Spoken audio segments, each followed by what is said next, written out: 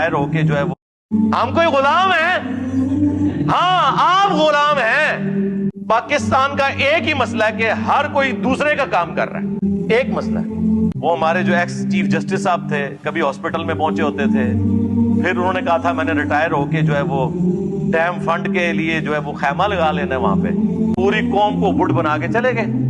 अभी तक बैंकों के बाहर जो है ना उनके वो लगे हुए हैं चंदा फंड के बैनर्स।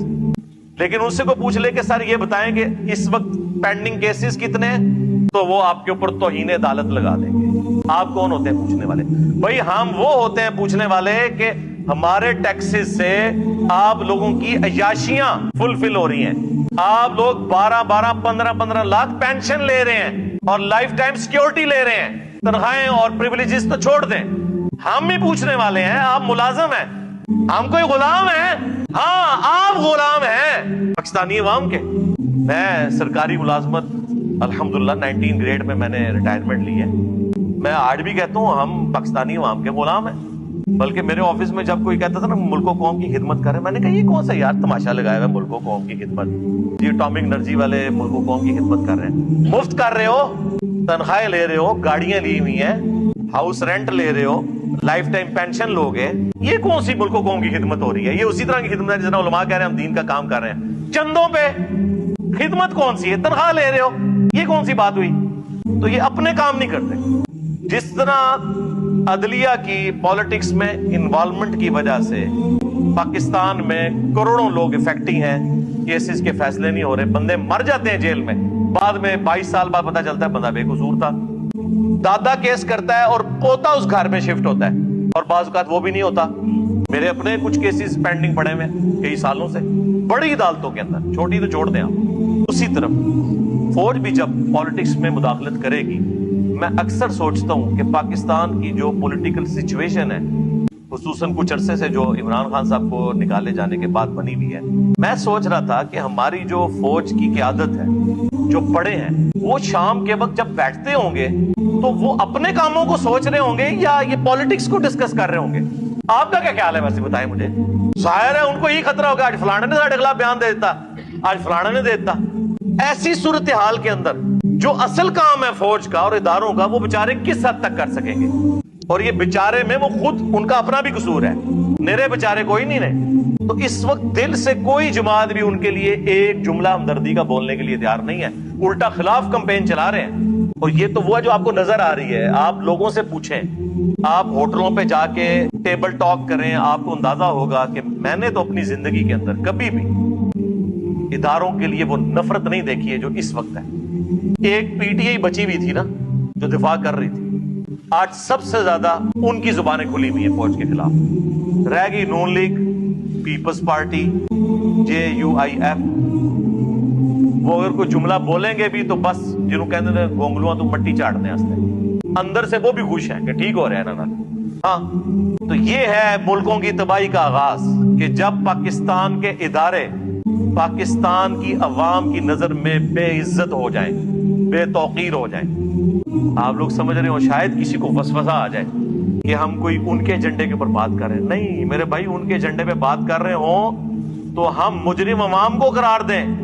हम तो कह रहे हैं ये आपकी की हुई आगे आई हैं, अवाम मुजरिम नहीं है। हमेशा बड़े और लीडर्स मुजरिम होते हैं जिस तरफ अवाम जाती है, उनकी पॉलिसीज का रिजल्ट ये निकलता है। जिस तरह हमने नॉन स्टेट एक्टर पाल के जो कुछ निकाला रिजल्ट, FATF की तलवार लटकी, ठीक है जी। फिर जो कल तक डॉन लीग्स थी वो पाकिस्तान की पॉलिसी बन गई। तो समझ आई ना खा के कि हाँ यार ये काम नहीं होना चाहिए, सिर्फ फौज का काम है।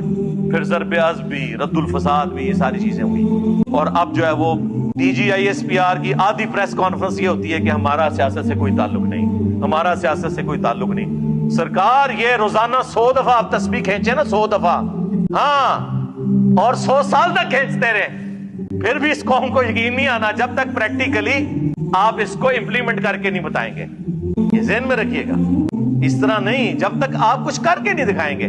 और फिर आज तो सोशल मीडिया इतना पावरफुल है कि किसी की कोई बात छुपी भी नहीं रह सकती। आप जरा सी हैंकी पैंकी करेंगे, कोई ना कोई क्लिप घूमता घुमाता आ जाएगा, और फिर वो बड़ा साहबी उठा के उसे ट्विटर पे या अपने फेसबुक पे लगा देगा اور پھر وہ جناب اس طرح پھیل جائے گا. پھر آپ بے شک گرفتار کرتے رہیں. مجھے بتائیں گرفتاریوں سے کیا وہ جو باتیں لوگوں کے ذہنوں میں چلی گئی ہیں وہ نکل گئی ہیں؟ تو یہ کون سا طریقہ ہے؟ اس کی بجائے نیریٹو بنائیں. فوجیں صرف ملک کی سرحدوں کی حفاظت کر سکتی ہیں. جس کو فوج کہہ رہی ہوتی ہے نظریاتی سرحدوں کی حفاظت، وہ فوج نہیں کر سکتی. وہ پولیٹیشنز نے کرنی ہوتی ہے، وہ مذہبی پیشواؤں نے کرنی ہوتی ہے جو اس ملک کے اندر موجود ہوتے ہیں. وہ کاؤنٹر نیریٹو دیتے ہیں. اور ان کا حال آپ دیکھ لیں کہ پہلے تو وہ ایک پیج کی بات کرتے تھے، وہ تو پیج ایسا پھٹا ہے کہ اب یہ پیج بالکل ہی الگ ہو گئے اور سنبھالا ہی نہیں جا رہا. اس اعتبار سے میں سمجھتا ہوں پاکستان اس وقت ڈیسائسو مومنٹ سے میں یہاں ہم نے ڈیسائیڈ کرنا ہے کہ ہر ایک نے اپنا کام کرنا ہے. عدلیہ کو بھی جو شوق ہے نا کہ 9 بجے کے خبر نامے میں پہلا آدھا گھنٹہ عدلیہ ڈسکس ہو رہی ہو کہ فلاں کو بیل مل گئی، فلاں کی تاریخ لگ گئی. اور تاریخیں کن کی لگ رہی ہیں؟ جو بڑے ہیں. چھوٹوں کا ذکر ہی کوئی نہیں ہے جو بےچارے انصاف کے لیے سالہ سال سے ذلیل ہو رہے ہیں عدالتوں کے اندر. اور عدالتیں ہماری جو ہے پریس کانفرنس کی جگہ بنی ہوئی ہیں. پولیٹیشنز جو ہیں وہ باہر بیٹھ کے پریس کانفرنس کر رہے ہوتے ہیں اور ججز جو ہیں وہ کورٹ روم کے اندر پریس کانفرنس کر رہے ہوتے ہیں. آج اگر کسی پولیٹیکل لیڈر نے کوئی بیان دے دیا ہے، اگلے دن کوئی ہائی کورٹ کا جج، کوئی سپریم کورٹ کا جج بیٹھ کے اسے ریبٹل کر رہا ہوتا ہے. وہ یار تم لوگوں کا یہ کام ہے؟ جج کا مطلب ہے جج کرنا، کہ وہ سنے گا. جج گونگا ہوتا ہے، یہ گوروں سے پوچھیں. جج گونگا ہوتا ہے، صرف وہ اس وقت بولتا ہے جب اس کو کوئی بات سمجھ نہیں آ رہی نا تو وکیل سے کہتا ہے یہ آپ اس کو ذرا کلیئر کر دیں. باقی آپ اپنا جو جتنا ڈیفنس ہے نا وہ ریٹن میں مجھے جمع کروائیں. وہ اس کو پڑھتا ہے، اس کے بعد ایک رزلٹ سنا دیتا ہے. امریکہ میں جج مرتے دم تک جج ہوتا ہے، ریٹائر نہیں ہوتا. سب سے قیمتی انسان دنیا میں اللہ کی کرسی پہ جج بیٹھا ہوا ہے. اللہ نے اپنے لیے کہا ہے نا اولو العلم قائما بالقسط. اہل علم کا کہا کہ جو اللہ انصاف کے اوپر قائم ہے اس کے ایک ہونے کی گواہی اہل علم دیتے ہیں. اللہ نے ترازو نازل کیا. انبیاء کا بھی جب ذکر آیا تو کہا کہ کتابیں نازل کی اور ترازو قائم کیا. اور ہمارے ترازو کی آپ حالت دیکھ لیں کیا ہوئی ہوئی ہے. پہلے ہی عوام کو پتا ہوتا ہے جناب اے جج بیٹھے نے اے رزلٹ آئے گا. تو ٹھیک ہے یار، پھر عوام کو بٹھائیں اپنی سیٹوں کے اوپر. پھر بیان دیتے ہیں ہم جو ضمیر کے مطابق فیصلہ کریں گے. واہ، یہ کون سا دنیا کا قانون ہے کہ ضمیر کے مطابق فیصلہ کریں گے؟